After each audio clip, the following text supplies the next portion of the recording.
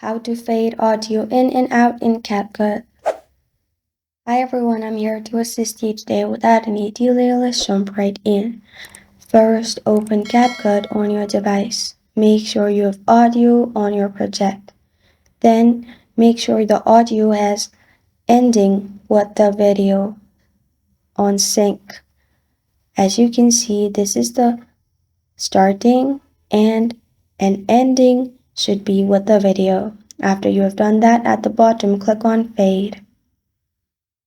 After you click on Fade, you'll find two options, Fade in and Fade out. You can add any seconds you want by swiping the circle to the right or left.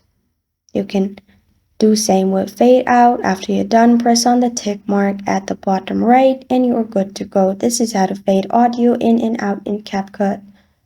Thank you for joining me today. If this video helps you out, please leave a like and subscribe for more. Got a question or want to suggest a topic? Comment below. Thank you for watching.